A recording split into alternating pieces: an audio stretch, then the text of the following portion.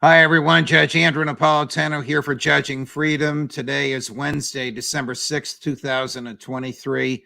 Max Blumenthal joins us now. Max, a pleasure. Thank you, my dear friend, for taking time to come back to the show, and it's great to see you as well. Does the Israeli government have a policy of knowingly killing its own people in emergency situations in order to prevent them from being taken as hostages? It's called the Hannibal Directive or the Hannibal Procedure. And this procedure was a secret military proposal military policy that first emerged after the Jibril Agreement, an agreement that Israel engaged in for the release of Ahmed Jibril, who was then the head of the Palestinian Liberation Front General Committee. And he was exchanged for something like he had taken something like 6 Israeli soldiers hostage, and they were exchanged for something like 1,600 Palestinians. Then we saw the Gilad Shalit swap. This is an Israeli soldier taken when he was patrolling Gaza or enforcing the siege of Gaza in 2006 in his tank. He was exchanged 5 years later in 2011 for 1,200 Palestinian prisoners. So it's very politically painful for Israel to engage in a swap for one of its captured soldiers or citizens.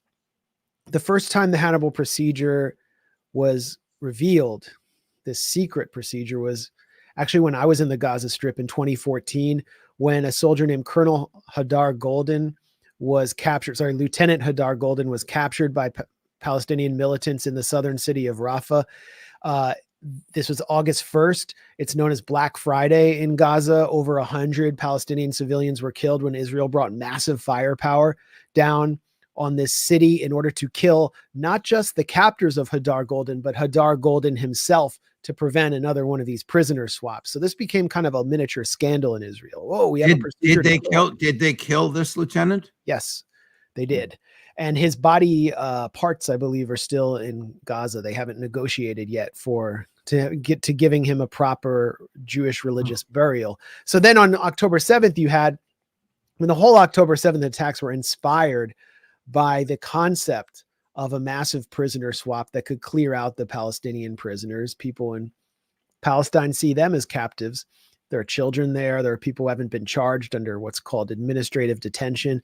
So they went and captured as many Israelis as they could, including just like anyone they could grab, an old person, a young person, as well as Israeli soldiers, including officers. This is a disaster for Israel, over 200 people. And as they were being taken, a Israeli Israeli Air Force officer said that a mass Hannibal was enacted in which cars heading back into Gaza were attacked, knowing that they contained Israeli hostages. And yesterday, before Israel's war cabinet of Netanyahu and the security chiefs, several former abductees who were in the Gaza Strip testified that Israeli Apache helicopters were firing at the cars they were in as they were heading back into the Gaza Strip. That's on top of the Israeli police investigation showing that the helicopters killed many Israelis, and the testimony we have of Israeli tanks shelling homes in the kibbutzim, the small kibbutz communities, where they knew Israelis were being held captive by Hamas militants. So many Israelis were killed by Israeli forces on October 7th. Does the Israeli public know of this procedure, and who would authorize it? Does it have to be Benjamin Netanyahu, or is this a military decision? I mean, this decision was made in the field on October 7th. There may have been officers. I know that one of the key commanders of the Gaza division, which had been substantially wiped out, made the call to bomb the Israeli military base at the Erez crossing, which is the key nexus of the siege of Gaza, which had been overrun by militants. And you have the whole civil administration known as Kogat there. These are the bureaucrats who run the siege of Gaza. I've been through there many times because you have to pass through there to get in and out of Gaza. And it looks like a big kind of airport hangar with security lines. And there are also military personnel in there. So undoubtedly, when an airstrike was called in on this base, Israeli military personnel were killed by the Israeli airstrike. But in the field, you had the Apache helicopter pilots had no contact with any commander. They were just kind of flying blind and told to keep emptying out the tank of ammunition and coming back to base to reload, just because of the chaos on the ground. And they said that they had no, I mean, in testimony in Israeli media, they said they had no way of distinguishing between civilian and militant. And it's the same in the Gaza Strip, by the way. We've had returned or freed captives from the Gaza Strip, and their family members say that the captives there aren't just in tunnels, they're in the street being pulled in donkey carts, and the Israeli military has no way of distinguishing them from Hamas fighters or Palestinians. And so they're now pleading with the Israeli military to stop the bombing. They said that the bombing was the worst trauma they ever encountered, and that they feared more than anything being killed by the Israeli military and having their deaths blamed on Hamas. These are direct quotes from testimony yesterday in Israel's war cabinet, as reported by Israeli media. Do we know, or will we ever know, how many Israeli soldiers and how many Israeli civilians were killed by the IDF on October 7th? Oh, I assume it will be covered up. It's being covered up by the military censor. And so we have these rare instances like in Kibbutz Be'eri, where we learned that 13 Israelis were killed by a tank shell, in which, after the Israeli Special Forces team was told that all these Israelis were inside this house, they made the decision to shell them and to shoot them with small arms in order to kill some 40 Hamas militants who were holed up there as well. We only know that because one person survived the shelling, and she told another person who had somehow come out of that house and survived as well. And that second person, her name is Yasmin Porat, went to Israeli media and told that story, but so many people are dead. You see all of this evidence of families, and this is so tragic and upsetting, that in some of these kibbutzim, many families were found in homes that were reduced to rubble. Their bodies were badly burned, and you would see the father covering his child and wife. What does that tell us? It tells us that there was a major explosion, and the father, the head of the home, tried to protect his family, and the house came down on them. Those are the scenes that we see in the Gaza Strip now, as the Israeli military is bombing family homes in Gaza. That's how families are found there. So we can deduce from that. And I can name some of these families that were found in this manner. Well, one of the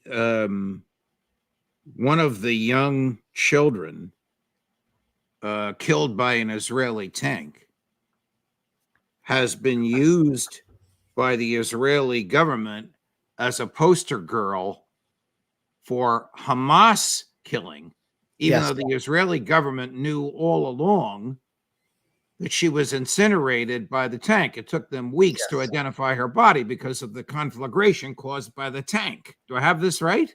Yes, her name is Lael Hetzroni, former Israeli Prime Minister Naftali Bennett, the Israeli Foreign Ministry. All of them have gone on Twitter, tweeted out her image, and said she was savagely killed by Hamas and burned so badly that her body could not be identified for 30 days. And we know for a fact from 2 witnesses of her killing that she was killed by Israeli tank shelling. And they knew that she, her twin brother, and her great aunt, who was her caretaker, were in the home with her. Just a tragedy wrapped in a crime, wrapped in a cover-up, wrapped in a series of lies that are just so upsetting when you have to unpack it. How does the Israeli public react when something like this is exposed? So they were told for weeks that this beautiful young girl, she appears to be about 11 or 12, was viciously slaughtered by Hamas, when in fact she was incinerated by the IDF. The IDF knew about this, lied about it, the government lied about it, and then eventually the truth came out. How does the public react? I don't think much of the public is getting this news right now. There's a new poll showing that only 1.6% of the Israeli public believes that the Israeli military has used too much firepower in the Gaza Strip.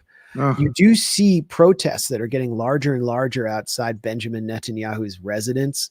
and at the military command headquarters in North Tel Aviv, of the family members and their supporters demanding that the captives come back. And this is as close as you can get to a pro-peace protest in Israel. They believe that as long as the mass bombing continues and there are no more truces or ceasefires, that their relatives will not come out alive. And they're blaming Netanyahu for the whole catastrophe of October 7th. But then you have another segment of the Israeli public, which is strongly represented in Netanyahu's coalition, where Netanyahu is sort of the moderate centrist, someone who's been a man of the kind of considered an extremist when he was younger, is now a moderate centrist. And you have this whole wing of the Israeli public that could care less about the captives and just simply wants to eliminate what they see as this existential threat, promising them a second Holocaust through mass extermination. And Netanyahu has even appointed his former U.S. ambassador, Ron Dermer, who's one of his closest political fixers, is now like a strategic advisor. He's appointed him to devise a plan to, quote, thin out the population of Gaza, according to Israel Hayom, which is a pro-Netanyahu newspaper. Did Netanyahu and his government ignore warnings of the likelihood of this attack? Either the warnings that came from Egypt or the warnings that came from the all-female tank group, or what the New York Times says is Israeli intel that warned of this almost precisely, even to the point of where Hamas would break through in the fence and the barriers a year earlier. I want to be careful with this because a lot of this reporting is coming from sources that want Netanyahu out, that are trying to make him take the fall for a failure that was extended well beyond him and his little political network, and reached deep into the military intelligence apparatus. And so, you look at the New York Times reports and who's leading them. It's a guy named Ronan Bergman. He's an Israeli reporter, and he wrote a book called Rise Up and Kill, which is a history of Israel's assassination policy. You look at who blurbed that book. It's a lot of many of the security chiefs, the former Mossad and Shin Bet chiefs, who are leading the campaign against Netanyahu, and they're his sources. So I think what actually happened was that the Palestinian counterintelligence and Hamas's political leadership, led by Yahya Sinwar, who spent much of his life, maybe most of his life, in an Israeli prison, tricked the Israelis and tricked Netanyahu into believing that they had no plans to attack, that they just wanted an economic peace. And they managed to pull off a major intelligence coup, conceiving the largest military operation against Israel since 1973 without using any advanced technology that Israel could have surveilled, and carrying it out in very disciplined fashion. And I think Israel's intelligence services, we hear so much about how brilliant they are. They're kind of a paper tiger, as is Israel's military. We see right now Israel's military is able to destroy many civilian homes. They're winning the war on Palestinian babies and Palestinian women. But the Al-Qassam brigades, which is the armed wing of Hamas, is still in the field. It's still fighting. It's still ambushing Israeli fighters. It's still appearing out of tunnels and killing them. And so far, Israel's military campaign has not achieved any real objectives.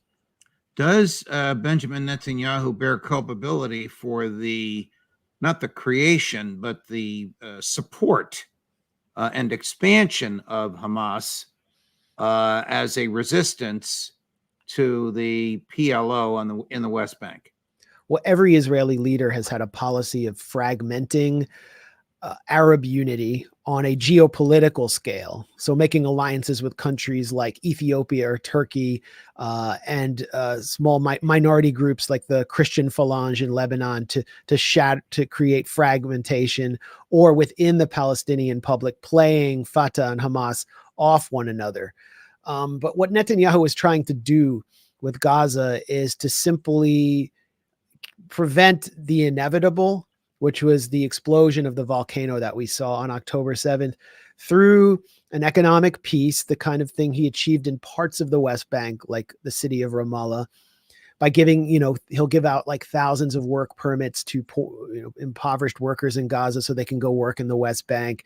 He thinks that he can sort of pay them off, and simultaneously every year or two, they'll do what they call a mowing of the lawn operation, where they'll kill a number of Hamas operatives and terrorize the public for a few days or as much as 51 days.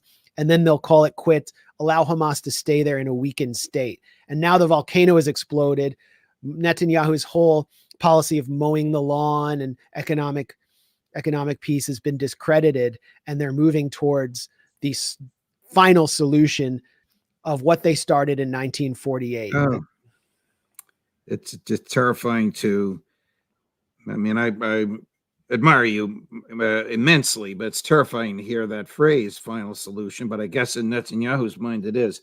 You may know this fellow, Alon Pincus, the former Israeli consul general in New York. I myself have met him.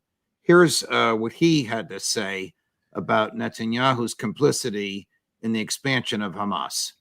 The reason they ignored this stems or is derived from a policy that he dictated, and that was that Hamas is deterred, that Hamas does not pose a major military threat, that Hamas intends to keep the status quo, and that strengthening Hamas via funneling funds and endorsements from several Gulf states is a recipe that he endorses and promotes in order to weaken the Palestinian Authority.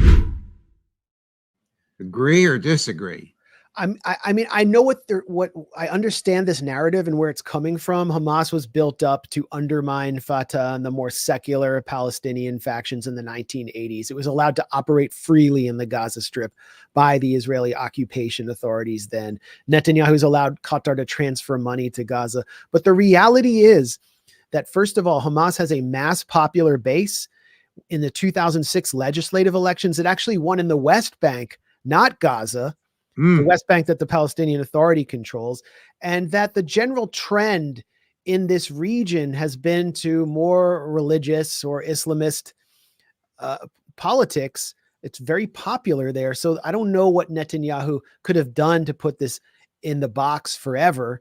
He was just trying to manage the occupation as best as he could, and it's not possible when what was really happening in the Gaza Strip was people were deprived. They were living under siege since 2006. And you have Hamas and all these other factions fighting for this tiny cake that was still dwindling. There were huge protests in the Gaza Strip, actually against Hamas in the southern Gaza Strip, especially, but all across the Gaza Strip in July. And it was then that the Israeli security chiefs warned the situation there is getting so desperate, because what people were protesting was the economic situation. Right. It's getting so desperate that the volcano could explode. So I don't know what Netanyahu was supposed to do, except what they seem to be suggesting is what he's doing now with his opponents, which is conducting a genocidal assault to carry out regime change by eliminating Hamas's popular base in their bedrooms at night. Here's a clip from Alistair Crooks. You may know or know of him. He's a regular on this show, highly regarded international, former British diplomat and intellectual. This is going to take you back to your comments earlier about the vitality of Hamas fighters in the streets against the IDF. And at the same time, we've seen increase of attacks by Hamas on the Israelis. 60 Israelis have died in an ambush. I'm not sure that it's exactly 60, but it's certainly round about 60. It's reported in the Israeli press that it's 60. Is that a significant number, Alistair? 60 Israeli soldiers killed in an ambush? In one incident, yes. 60 is quite big for one incident. They put bombs all around, and the Israelis walked into it, and then they finished them off with automatic rifle fire. But there have been others. The Israelis have been killed in tunnels. They've laid traps, taken them into tunnels, and then collapsed the tunnels on them. And in the north, there's been heavy fighting. Does the Israeli public know this? Well, the Israeli public is very sensitive to deaths of soldiers. The first movement, sort of putative anti-war movement in Israel, known as the Four Mothers, began during the first Lebanon War because the death toll was getting too high. That's why Israel's the pioneer in drone technology, because they would prefer to fight from a distance, and a very small, tight-knit society. You can't lose lots of soldiers. I know the exact incident that Alistair is referring to. I don't know if 60 soldiers died there. They were attacked in their tents by fighters who emerged from tunnels, and the tunnels just happened to be right under their tents. But I didn't see the actual attack. I haven't seen any Israeli military reports or corroboration. The 60 was claimed by Al-Qassam, but they're losing soldiers day after day. And that really does raise questions about how long this can go on before it becomes too politically painful, along with the fact that the captives, many captives, are still there. And it also speaks to the fact that Israel is not achieving the military objective of eliminating Hamas and its military wing. They are eliminating thousands and thousands of civilians according to their doctrine. This is their military doctrine of terrorizing civilians so that the political leadership gives up. But the political leadership in Gaza has already crossed the line, and they're not going to give up. Does the Israeli cabinet believe that there are any innocent Palestinians? We can listen to the words of the Israeli president, Isaac Herzog, who said there are no civilians in Gaza. There is no distinction between military and civilians. We can listen to the words of Netanyahu when he referred to the Palestinian population as Amalek, who were the biblical transgressors from the book of Deuteronomy who attacked the Hebrews as they fled Egypt and were exterminated by God. And so he's basically calling for extermination. We can spend the rest of today quoting Israeli leaders on their intent to exterminate the Palestinian population. But the Israeli military doctrine is based on this idea of the terrorist's next door neighbor being dangerous. And that according to the doctrine, it's acceptable to kill the neighbor of the terrorists. And in Gaza, where you have, let's say, a Hamas activist who is identified by Israeli intelligence through their cell phone, they're living in a house that probably has 5 levels, that could be 3 families and 60 people, and they're dropping a 500-pound bomb, or as we saw in the Jabalia refugee camp where 300 were killed in order to get one Hamas mid-level commander, 2,000-pound bombs. That's what Israel's deliberately doing, and it's openly saying it's doing it, and the Biden administration is saying, we've asked them nicely to kill less. You're right. That is what they're doing. You mentioned intent. Here is a haggard-looking, exhausted Secretary Blinken trying to explain the difference between intent and results. You've talked about what you made clear to Prime Minister Netanyahu and the War Cabinet, but what concrete and specific assurances have you gotten from them, if any? Based on what you heard from them today, are you confident Israel will follow the international laws of war in southern Gaza when it resumes its military operations? Thank you. Great. Thanks, Mara. So, as I said, we made clear the imperative that before any operations go forward in southern Gaza, that there be a clear plan in place that puts a premium on protecting civilians, as well as sustaining and building on the humanitarian assistance that's getting into Gaza. And the Israeli government agreed with that approach. Israel understands the imperative of protecting civilians, the imperative of humanitarian assistance, and will continue to work to ensure that that carries forward in practice. And again, as I said to the Prime Minister, to the War Cabinet, intent is obviously where you start, and it's vitally important. And I'm very confident in the intent, but results, of course, are fundamentally what matters. If the Israelis understand the imperative of protecting civilians, as the Secretary of State just said, then this is a play on words, because as you just pointed out, Max, the Israelis don't believe there are any civilians in Gaza. Well, what leverage is he using? That's the question. None. None. As you pointed out, I ran the clip over and over again. It was a dynamite statement you made the last time you were on. They have extraordinary leverage that they could exercise, as you say, with a phone call, and it would be effective while this podcast is still streaming, and they have done nothing. Yeah, I'm looking at news today of something like 10 or 20 U.S. transport aircrafts filled with armaments and vehicles arriving in Israel. So they're not using any leverage. They're wasting leverage. They're letting the tail wag the dog. They're abandoning the role of the superpower in reining in its mad dogs. All they have to do is say no more planes. Let's have a ceasefire. The Secretary General of the UN, for the first time in his tenure, has enacted a provision that allows him to put forward a ceasefire proposal before the Security Council. There's just an emerging consensus that a ceasefire needs to take place, or the conflict will expand, the destabilization will become unbearable, and I believe the genocide of our time is taking place. Blinken doesn't want to exercise leverage because Tony Blinken is himself a sort of progeny of the Israel lobby. He doesn't have the gall. He doesn't have the kishkas to stand up to Netanyahu. You just look at him. He looks like an abused husband coming back from, having his wife throw the dishes at him. He does look terrible. Can the UN bring about a solution to this, an end to this slaughter? No, the UN has proven itself to be feckless and toothless in the face of this slaughter, and the US is a permanent veto in favor of Israel in the Security Council. There is seemingly no international institution that's been willing to act. And you have the head of the ICC, the International Criminal Court, Karim Khan. This is the guy who issued an arrest warrant for Vladimir Putin for evacuating ethnically Russian children from the eastern Donbass region to the Russian Federation to get them out of the war zone, accusing them of mass child abduction. And he's in Israel now seeking warrants against Palestinians. He actually wants to indict.